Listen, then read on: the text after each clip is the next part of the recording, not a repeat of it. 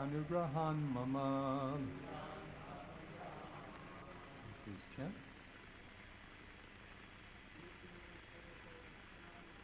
Divya Varsha Sahasranam Sahasram Mahato Jasaha Bhaktivan Vokshyakta Bhoganbai Divyams Chanugraham Mama Divya Varsha Sahasranam Sahasram Bodhabhokataha Oman Bhoksyat Bhogan Bai Divyam Shanugrahan Mama Divya Varsha Sahasranam Sahasram Mahatau Jasa Bhoman Vokshyakta Bhogan Vai Divyams Chanugrahan Mama Vaishnavis. Please like to chant.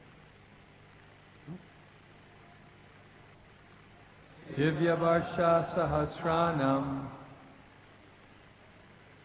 Sahasram Mahato Jasa Bhoman Vokshyakta Bhogan Vai Divyams Chanugrahan Mama. Okay.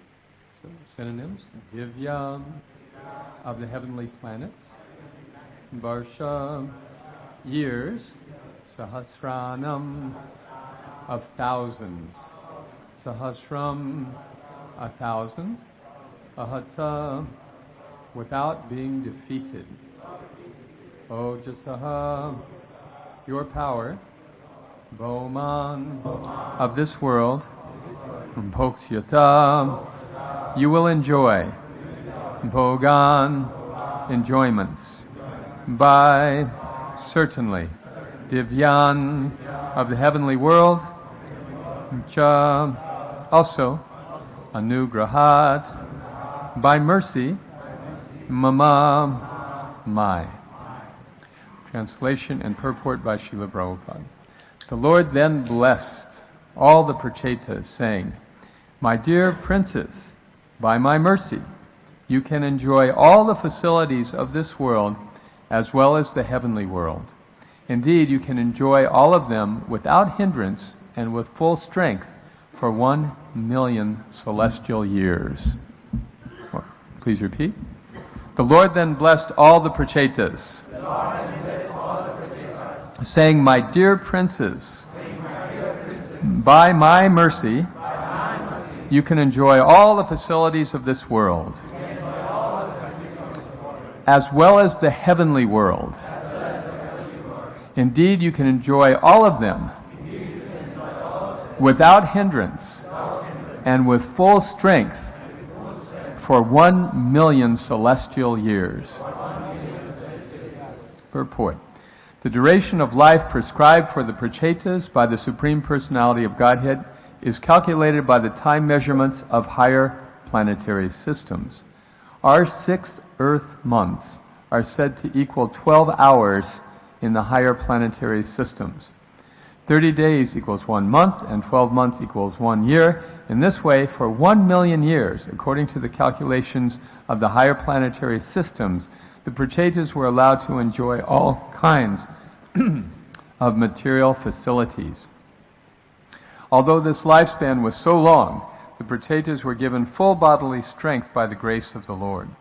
In the material world, if one wants to live for many years, he must endure the difficulties of old age, invalidity, and many other miserable conditions. The Prachetas, however, were given full bodily strength to enjoy material facilities. This special facility was given to the Prachetas so that they could continue rendering full devotional service. This will be explained in the following verse. And just a little foreshadowing, the next verse says that thereafter, after all this enjoyment, you will be awarded unadulterated devotional service and be free from all material contamination. Hi, Srila Prabhupada ki jai. So the Prachetas had pleased the Lord by working in a cooperative way in his devotional service. And so he gave them this benediction, which is a benediction desired by everybody, but not given often by the Lord. Right? It is said that manifestation of good karma is present when it is prasadam time and we have a very good appetite. Or it's time to rest and we're very tired. Okay? This is good karma. So the Prachetas got this full facility to enjoy every sort of material enjoyment with full strength for this duration of 1 million years. Srila Prabhupada was once asked by a professor, a religious studies scholar, Dr. Thomas Hopkins, a wonderful gentleman, what is the most important verse in Srimad Bhagavatam? Is anyone familiar with this conversation, what Srila Prabhupada said? Anyone would like to make a guess? Savaipam Samparo Dharma. This is certainly a verse that is like a Mahavakya from the... You're in the right canto and the right chapter, but the wrong verse. What's that?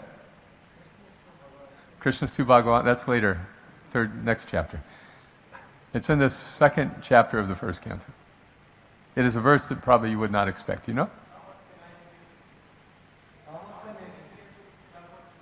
Very close. Very close. It's just before that. Dharmasya yapavargasya narta uktaya upakalpate. Nartasya dharmakantasya kama labhaya hi smrita.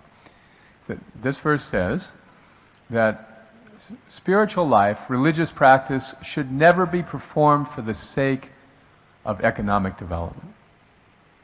And if in the course of our spiritual life we happen to get economic development, it should never be used for sense gratification. So, the relationship between material enjoyment, which is the essence of which is money, because with money you can enjoy any kind of sense gratification you want, right? So, the relationship between money and religious practice is very clearly defined in this verse, and thus it's explained that one should never pursue spiritual life just for some sort of economic development or personal aggrandizement of any kind. The purpose of spiritual life is to please the Supreme Lord. And if our purpose is clear, then the practice of spiritual life will be very easy. It will always be very clear what is our duty in every situation. That doesn't mean that in the course of our spiritual life we're going to have an easy time in this material world. Srila Bhaktisiddhanta Saraswati said that one who takes to the path of God will find it is strewn with thorns. So, why should anyone take to spiritual life? Well, because the path of material life is also strewn with thorns. The difference is that the person on the spiritual path, first of all, expects this, and second, has a higher purpose. So, the Prachetas are in a different environment, a different yuga, a different set of circumstances, doing things we could not possibly do, meditating underwater for how many thousands of years. We could not begin to perform such austerities, nor are we expected to in this Kali Yuga. All we need to do, Harinam, Harinam, Harinam, Eva Kevalam, Kalau, Nasteva, Nasteva, Nasteva, Gatir Anyata. Just chanting the holy name, chanting the holy name, chanting the holy name. That is all that's needed. And there's really no alternative in this day and age of Kali Yuga. The Prachetas had this boon that they can enjoy material life with full strength for a very long duration. Now, in the United States, where I come from, in Florida, in fact, there's a city called Miami Beach. And Miami Beach it's the biggest city in the southernmost part of the United States. So the weather is generally much nicer there than in the rest of the country. So many old people go there to retire. So there on Miami Beach, you will see many elderly people dressed in the kind of bathing suits that young people would wear. And as my godbrother Hridayananda Maharaj said, Miami Beach is the world's largest changing bodies exhibition.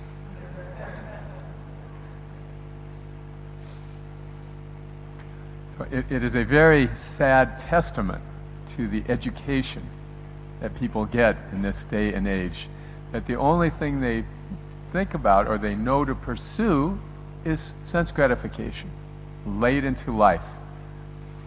This makes a very ridiculous situation, because the facility for enjoying sense gratification diminishes more and more and more.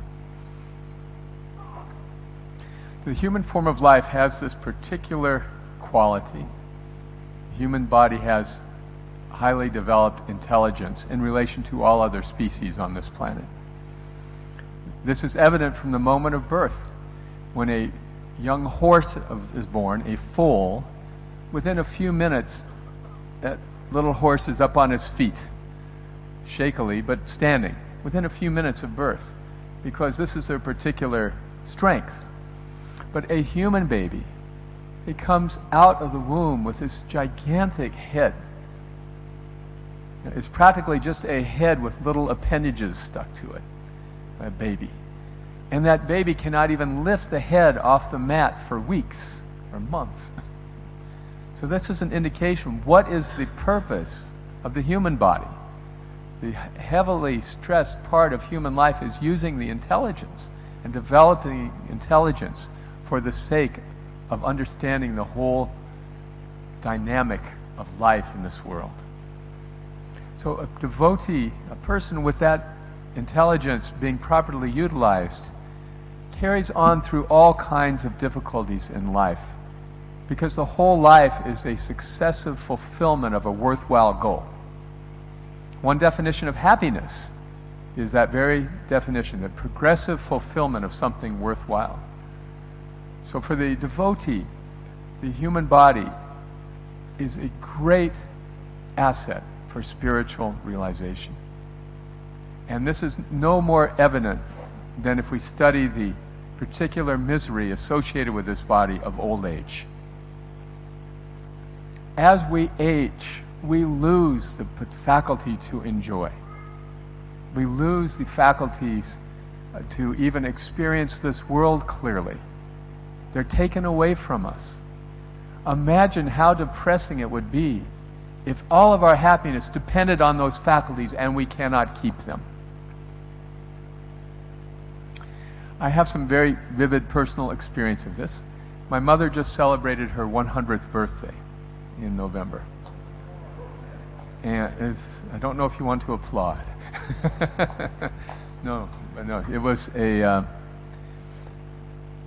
it's very eye-opening for me when I go and visit her to see what is the benefit of living 100 years. So only 1 out of 50,000 people lives to be 100 years old. A very rare thing. And as I listen to her discuss with her friends, what I have understood is that if you live that long, you have the pleasure of seeing almost everyone you know die.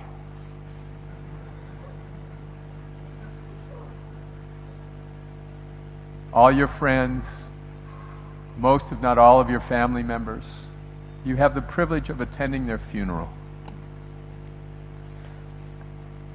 And in the course of that, the ability to just carry out normal functions gradually becomes reduced almost to nil.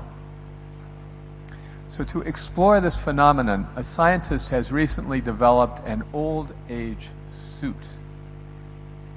This old age suit, when a young person puts it on, recreates the experience of being in an old body. The joints do not move very easily. It is weighted down very heavily. The neck will barely swivel. There's obstructions of vision and hearing. So a person can have the thrill of putting this on and seeing what lies ahead. So some of the experimenters, the subjects of the experiment who tried on this old age suit, described that whereas they would typically think of doing some action just in terms of performing that particular action, in this suit they had to concentrate on every movement. Just like we might think, let me go take this cup from the table. But in the old age suit you think, okay, now let me turn this way. Now let me lift this arm that way. Now let me try to get hold with it. See, this is the experience of aging. Jara. Janma, mrityu, jara, vyadi. These discomforts associate with the material body. For the person for whom sense gratification is the goal of life, it is a miserable, horrible experience. But for a devotee, every one of these setbacks, every one of these loss of faculties is a reminder of the philosophy of Krishna consciousness.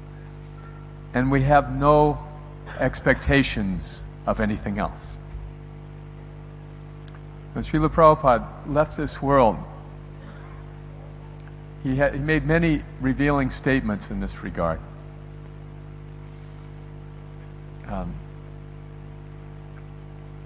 He said, so devotees were begging him, please, to take prasadam, to eat something, because he had basically stopped eating. He said that his father had done the same thing. When he was preparing to leave this world, he just stopped eating. But the devotees were begging him. So he said that, I'm not eating, I'm not sleeping, I am not defending, there is no question of mating, therefore I am liberated. He saw the positive side of it. And he told us, don't think this won't happen to you. Don't think this won't happen to you. So our position in this life, we have obtained this body which has built-in obsolescence, planned obsolescence they call it, which is a great incentive for our spiritual growth. It is very difficult for a young person to understand the sufferings of an old person. It is very difficult for us to put ourselves in the shoes of other people. But first-class intelligence means that we hear these things and we learn. One of my good friends, Brahmatirtha Prabhu, was engaged to a young lady in New Jersey, a young Jewish lady, and then he went off to the Peace Corps for a year. And his Peace Corps assignment was to go to India. So there in India he met Srila Prabhupada. And he became a devotee. So when he came back to his nice Jewish fiancée, he said, guess what? I am now a Hare Krishna devotee. And I would like to introduce it to you. So his wife was very chaste, his fiancée, they were married then, and she said, all right, I'll take a look. So she went to the temple, and all the devotees started saying to her, oh, you are suffering in this material world. And she said, what are you talking about? So this is a very good lesson for us to learn. This is not a great way to approach newcomers to Krishna consciousness. Oh, you're miserable. So because of this preaching, it took her a little while to become a devotee. In fact, she made up her mind she was never going to say Hare Krishna. Radha Vrindavan Chandra. She was determined she was not going to say Hare Krishna. Ever. Her husband was going to do whatever, but she wasn't going. So Brahmatirtha Prabhu took her to meet Srila Prabhupada. And she was very impressed by Srila Prabhupada. And he was not like these devotees, telling her how miserable she was.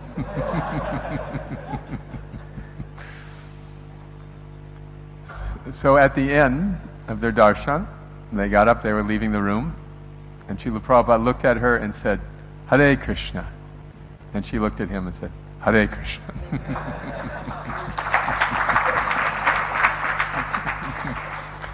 So she became his disciple. Her name is Bhakti Devi. So sometimes devotees will be explaining about bhakti, that bhakti is meant for Krishna. One devotee once said in a lecture that one cannot say, I have bhakti for my wife. And Brahmatirtha said, I can say that.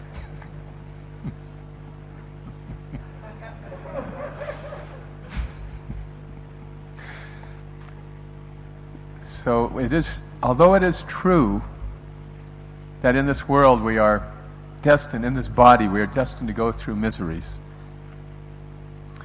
it is not the first introduction of Krishna consciousness. You know, we need to introduce people in a positive way. There's a story in the Hit Upadesha about the jackal and the moose. Do you know this story? So the jackal was walking through the field and all of a sudden fell into a blind well overgrown with grass. And he was stuck down there trying to get up the sides. And it was too slick, so he couldn't get up. So he's thinking what to do. So he started dancing and singing, making lots of noise. And then a moose heard the sound and came over and looked down the well. What are you doing? He said, oh, I'm dancing. It's so nice. You should join me. So the foolish moose jumped in, and the jackal jumped on his antlers and jumped out of the well.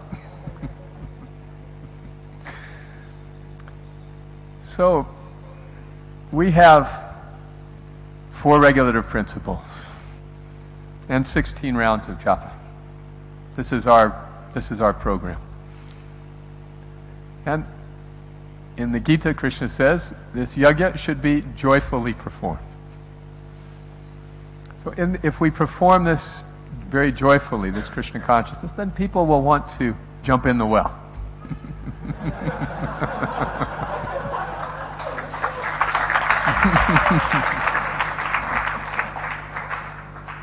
The difference is that if they jump in the well, we will both be liberated.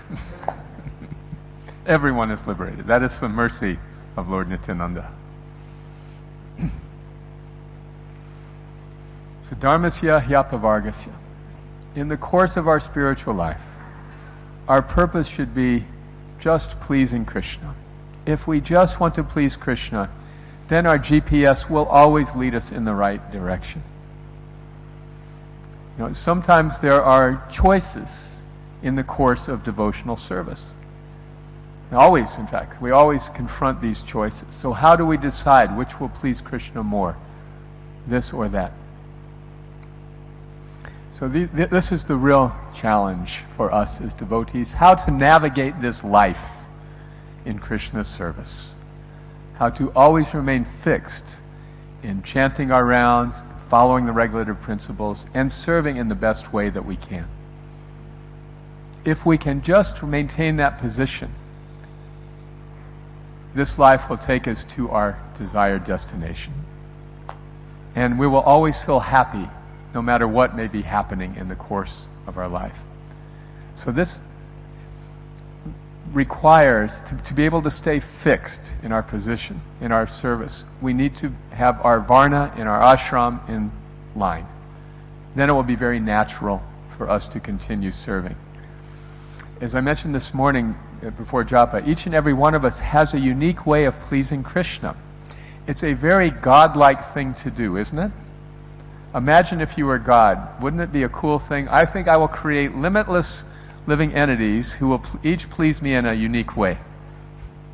Doesn't that make a lot of sense? Every single one of these countless expansions will bring me some kind of pleasure in a unique way.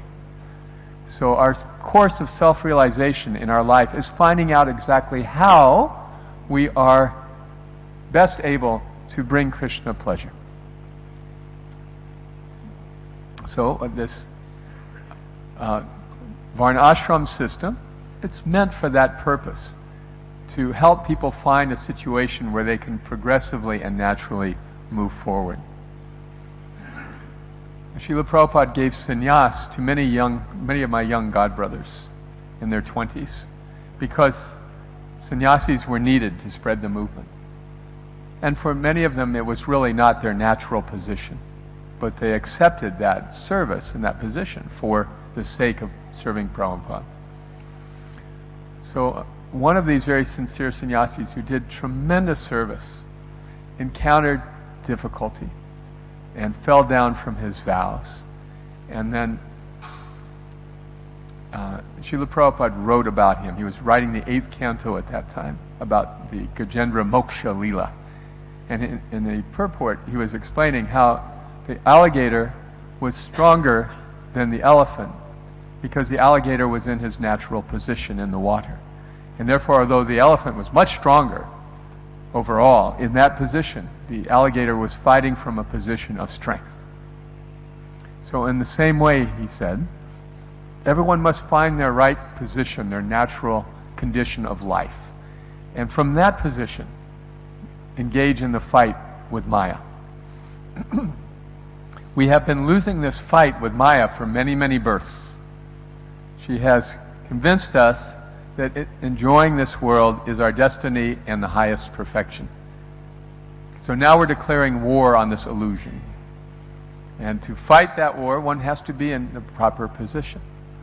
So many young men here, one of the big questions you have, shall I get married or shall I be a sannyasi? Shall I be grihastha or be sannyas? Right? This is a big question. So my dear godbrother Tamal Krishna Maharaj had a very good way to identify this question. Would you like to hear that? Okay. So one of my godbrothers had been a brahmachari for about 8 or 10 years, and he was 28 years old. So he was a very serious devotee, very enthusiastic preacher. So Tamal Krishna Maharaj asked him, would you like to take sannyas or would you like to get married? So the devotee thought about it and he said, I think I'd like to stay brahmachari. And Tamal Krishna Maharaj said, that means you want to get married.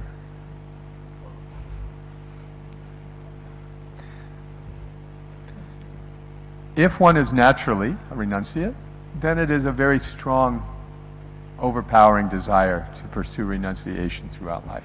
And it is as easy and natural as anything. And there is no question about it. Otherwise, grihastha life is the natural condition for most men. This doesn't mean that one has to artificially put oneself in any position. In fact, that's the whole point. What is my natural condition for pleasing Krishna from which I can endure this life and remain always in Krishna consciousness? See, our life is very short. It goes very quickly. It goes so quickly, especially if one is living a sattvic life, a regulated life and practicing bhakti. Have you noticed that in your years in Krishna consciousness? How quickly the time goes? Very quickly. So it doesn't change. There is a saying that married men live longer, but the truth is it just seems longer.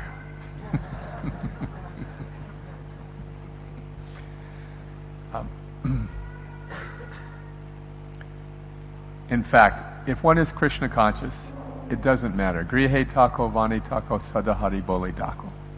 It doesn't matter what one's ashram is. The purpose is the same. The purpose is to please Krishna in our own unique way, which is true with our own nature and consistent, and therefore very solid and easy to maintain. If we're in a position that's easy to maintain, then this life passes so quickly, and then very soon we're ready to go back to Godhead. Yeah, it is a wonderful experience to live a life in Krishna consciousness. Therefore, we should not be very concerned about what other people think or what we think we're supposed to do. We should just do what is appropriate and natural for ourselves. And then we'll very easily spend our lives chanting. there's an old saying that at the time of death, one's life flashes before one's eyes. You've heard this?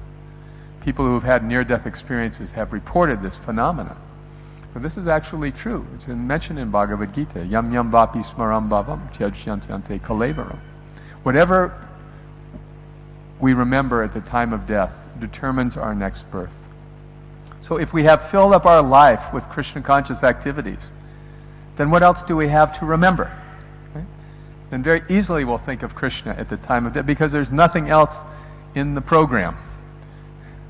All of our memories will be associated with Krishna consciousness. Festivals, friends, family members who are devotees, adventures, experiences, realizations, kirtans, chanting, prasadam, more prasadam. These will be the things we naturally remember because that's what we did with our lives. So to be able to stay in Krishna consciousness just means to avoid the offenses, to try to always please Krishna in the best way. Then old age becomes our friend. As we age, so many things change. Things that we always took for granted, like various parts of our bodies always working, that starts changing. Our faculties to perceive things, it starts changing, it starts diminishing. This is what I have observed in my mother and other elderly people, that their world shrinks and shrinks and shrinks. My father lived to be 90, and he told me once near the end of his life, he said, if I go to the post office and have a haircut, that's a big day. Very productive day. He said, old age is not for sissies. And people who like to complain a lot. It is not the right position in life. But complain is what old people do, isn't it? Mostly about what? The body. Yes. Have this going wrong, and this going wrong, and this going wrong, and other old people can relate to it. Therefore, that is the kata. Once when I was visiting my mother, I was walking behind her and her friend, and they were talking, and then her friend says, and on top of everything else, now my butt hurts. Even that doesn't.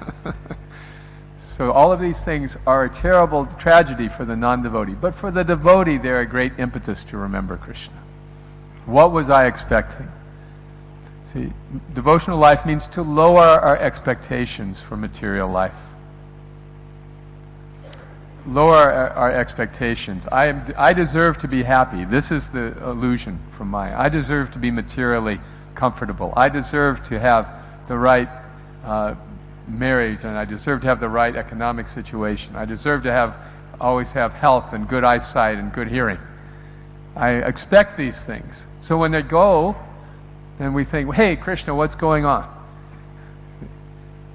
But this is the mercy of Krishna, actually. Just as the Prachetas got this mercy, the power to enjoy for 1,000,000 years, followed by devotional service. For us, we already have the mercy of devotional service. Therefore, the power to enjoy is no longer a great interest to us. Ashlisyava padaratam panashtumam adarshana marmahatam karotuva. In the mood of Srimati Radharani, Chaitanya Mahaprabhu prays like this.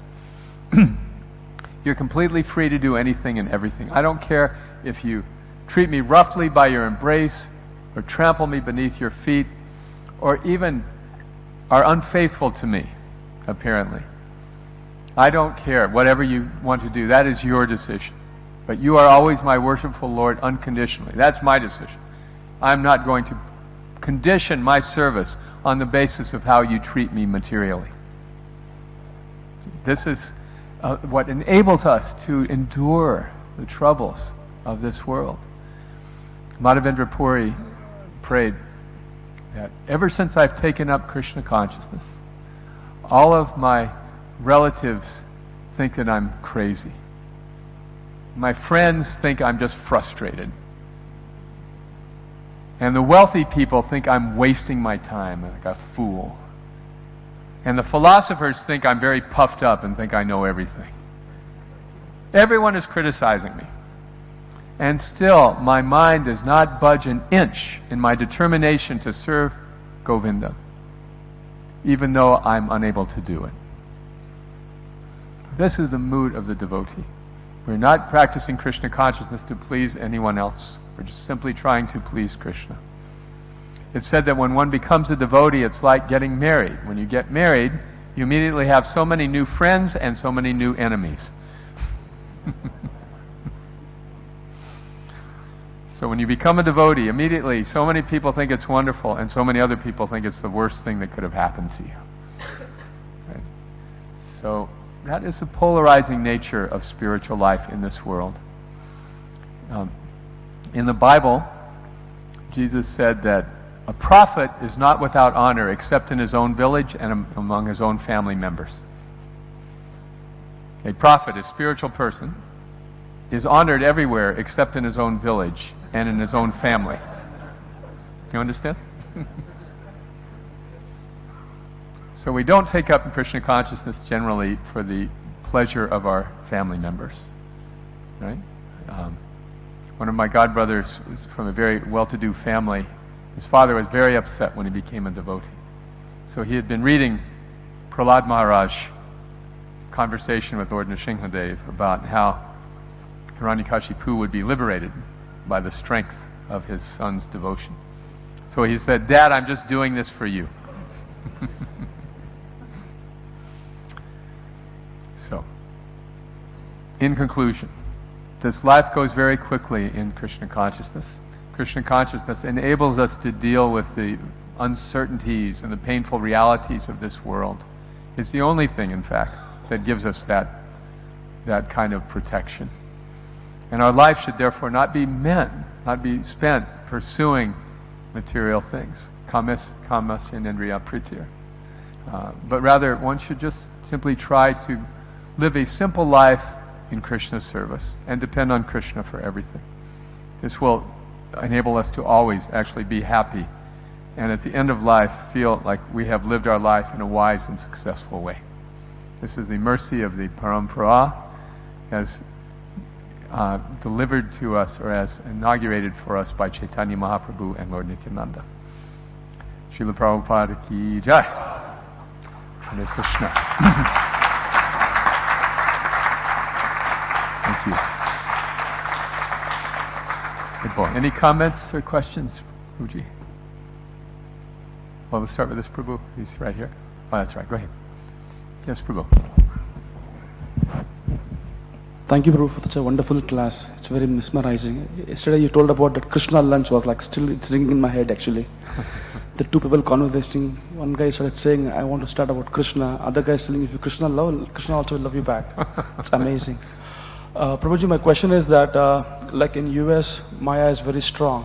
And we just want to know what kind of festivals do you celebrate so that people can get into Krishna consciousness?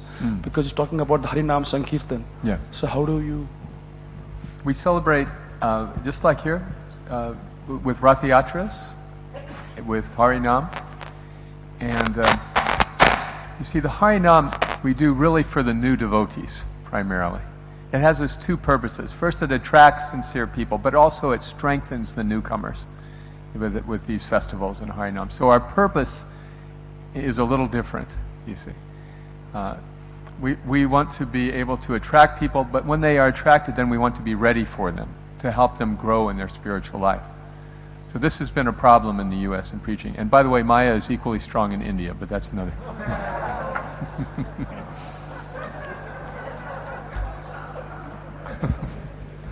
How about this Pandava Sena? Do they have an impact on there? Sorry, the Pandava Sena? Pandava Sena, for the young people. Yep. Yeah, that's in England. And we have a version of that also in the United States called the Sangha Initiative, Okay. where young people get together. Yes, it's very, very strengthening. But see, Prabhupada characterized that there's a difference between preaching in India and preaching in the West. You know this? He said, in the West, people are asleep. In India, people are pretending to be asleep. If someone is asleep, you can wake them up. But if someone's pretending to be asleep, forget it. So, the difficulty in the West is that Krishna consciousness, it is not prestigious. There's nothing prestigious about becoming a member of ISKCON. See, therefore, and people who are invested heavily in education and material life, they see no purpose, in most cases, in doing something that is socially unacceptable or socially looked down upon. There's tremendous propaganda against Krishna consciousness in the West, and there has been ever since Prabhupada went there. It's more acceptable now, but it's so much more acceptable to practice Krishna consciousness in India than in America. This is the biggest difficulty. So the Sankirtan, to answer your question, the Harinam is what gives the devotees the spiritual strength, because on Harinam they get very clear vision of the modes of nature, how they are working, how people are chasing ridiculous goals. And it makes them smile. They get these realizations and they just become so happy and enlightened. There's nothing that compares to the Harinam for that purpose. These Christians people, they do a mass preaching actually, missionaries, and we have such a profound philosophy and we give it through holy name, but still people don't take it up so easily. And you said that India is like more Maya than the US, so... Equal. Equal, okay. So, different but equal. To take birth in Bharatvarsha is very auspicious. Why is that? Because you have a natural proclivity, a natural inclination towards the Vedic teachings. I see that just doesn't exist in America. So, Prabhupada spent 30 years trying to start ISKCON in India, and he had one casual disciple. But when he went to the West, he did not put a lot of cultural expectations on those young men and women. You know? He said, it doesn't matter if you wear a dhoti or not, it doesn't matter if you shave your head or not. You be comfortable. Just chant Hare Krishna. So reducing the cultural overlay was Prabhupada's strategy. And then when people came, then gradually he introduced things. So this is explained by Rupa Goswami. Yena tena prakarina mana Krishna naveshaya. Somehow or other, think of Krishna, the rules and regulations can come later. This we have to do very strictly to reach non-Hindu audiences in America. Very strictly. You can't expect people to make such a radical adjustment. So the Harinam helps them internally turn over. And externally we have to just make it very easy and mellow. Just add Krishna. Just add Krishna. You're doing your school, you're doing your work, you're doing your family thing, whatever, that's fine. All is fine. Just add Krishna. Then gradually, very patiently, we have to nurture them along. And it's difficult. It takes time. But when Prabhupada brought these Western devotees that he carefully nurtured back to India, then the Indian people became interested. And this formula works. It still works very well. The difficulty is, in the West, that we have the Hindu diaspora. 1% of America is of Hindu extraction, approximately 1%. But 80% of the temple populations are from Hindu extraction, you see. And this is because the diaspora there were so grateful, the immigrants were so grateful for ISKCON having its temple, having a deity service. So they flocked to the temples and they contributed generously. Meanwhile, the Western devotees did not have their Varna and ashram organized. When Prabhupada was going back to the West, he said, I want to introduce Varna and ashram. It's 50% of my mission. But he didn't go. He didn't make it. So that was left up to us. And we did not get any guidance as young men and women. We had no elders to tell us about how to organize our lives and be stable as grihastas. And consequently, our children often suffer. So the congregation now in the West will look at these Western devotees and say, well, look, your lives, you lived in ashrams and then you weren't prepared. So who needs ashrams? But if you don't have ashrams, you don't have any Western devotees. Because the Western devotees need to come in and be immersed to catch up in the culture that they have never been exposed to. You understand? So these are our struggles in preaching in the West. How to convince the congregation that ashrams need to be supported. Ashrams created the congregations. Now can the congregations create ashrams? Most of the ashrams are rather dead. So in Gainesville, we've really concentrated on developing ashrams, and the results have been wonderful. So the Westerners are still ready to become devotees. And in that environment, it doesn't matter if you're Hindu or non-Hindu or child of a devotee or a convert. It makes no difference because everyone is enjoying the Harinam together and appreciating one another. That's the beauty of Krishna consciousness. So I hope that answers your question. Okay, Prabhuji. This young man, yes, sir.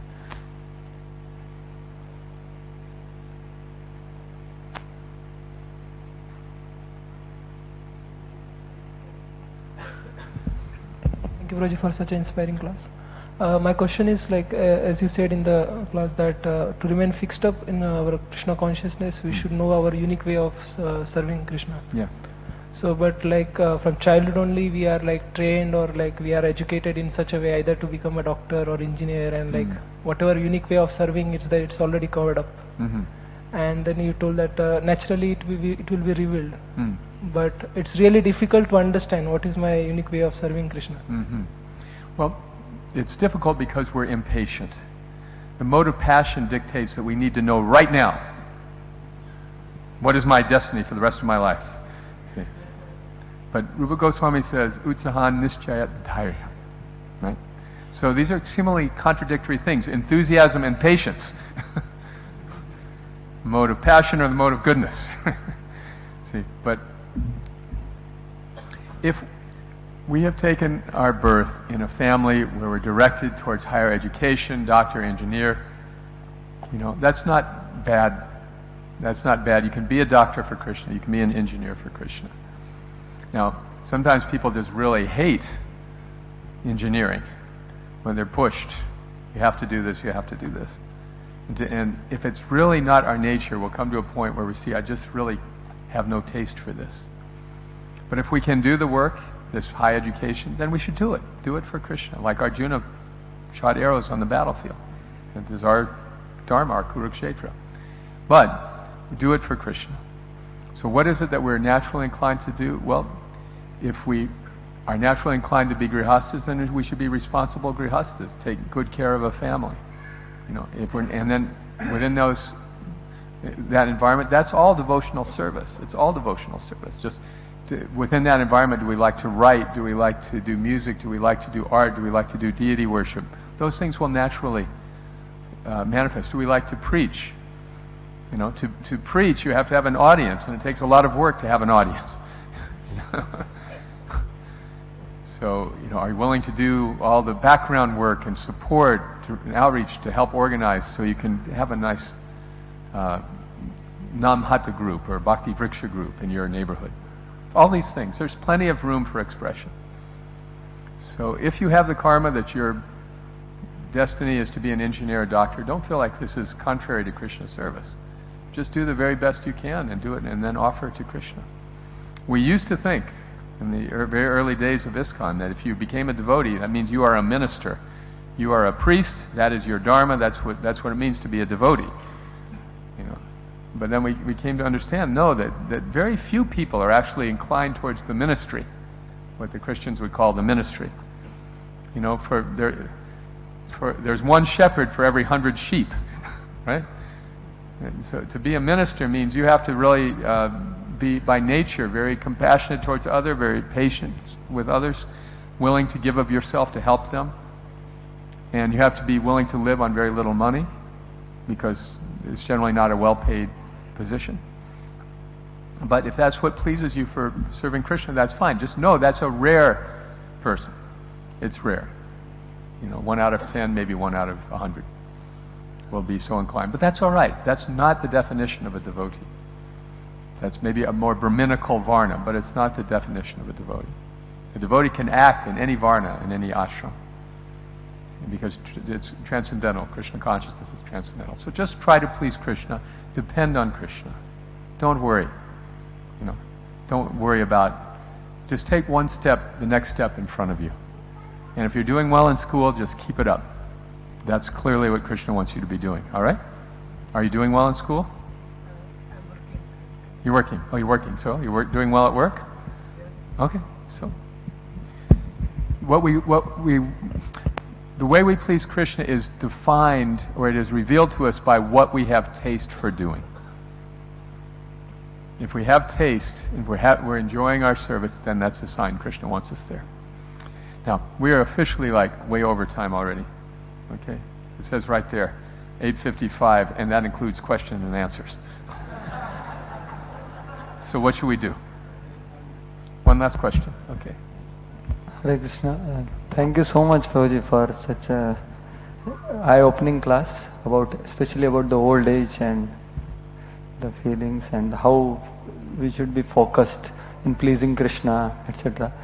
Thank you for sharing the pastime of Tamal Krishna Maharaj. I just wanted some more reflections on the statement of Tamal Krishna Maharaj to understand it in a better way.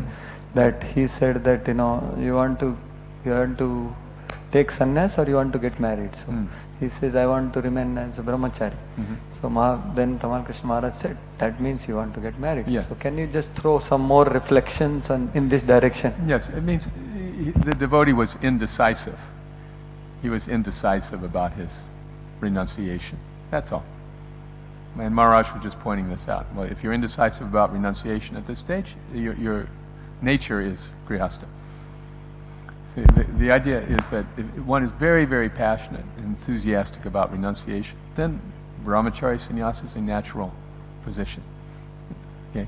And if one is indecisive, that's a sign that no, brahmachari grihastha is a natural progression of life. Indecisiveness is one important factor there. Indecisiveness. Indecisive. Because yes. we may be is it that the aspiration should be there, qualification is not there? Is it like that? That qualification will come but aspiration is there. It's like that? It's like the desire has to be very, very strong. That's all. And it's not natural for most men. Okay? But if the desire is strong, then it is natural. And then very naturally one will gravitate in that direction. So, these are lessons that we are learning. ISKCON is very much a work in progress. We're still learning. Right? But it's a wonderful work in progress. I mean, Christianity took 300 years before it dominated, before it actually became the state religion. So we're not doing too bad after 50 years. We're still here. And they say, in the history of religions, that if a religion lasts 50 years, then its chances of survival are very good. So be patient, please. Okay. Can I ask one more question? This is up to Prabhu. Devarita Maharaj he is has coming. some question. Someone else has some question.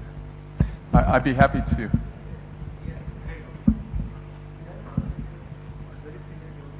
Okay. Prabhu, say your question quickly. Aibo.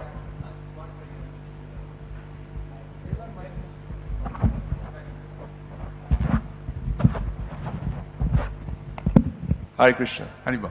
Thank you very much for your class, and I really appreciate the clarity of thought you brought in, whatever you spoke about.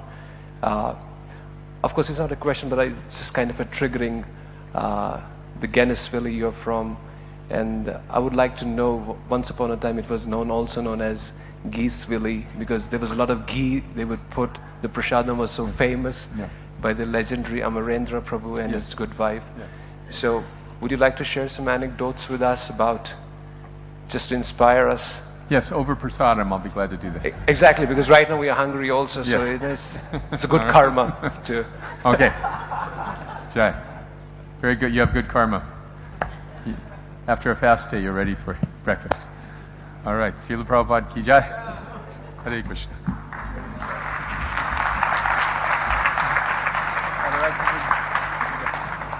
Where is Deva Brinta Maharaj? Yes, Kalakantha Prabhu ki. Where's Maharaj? Can you downstairs? Hare Krishna. So His Holiness Devananda Swami Maharaj is just about to arrive. So we request devotees to come for kirtans to welcome him. Okay, where is that?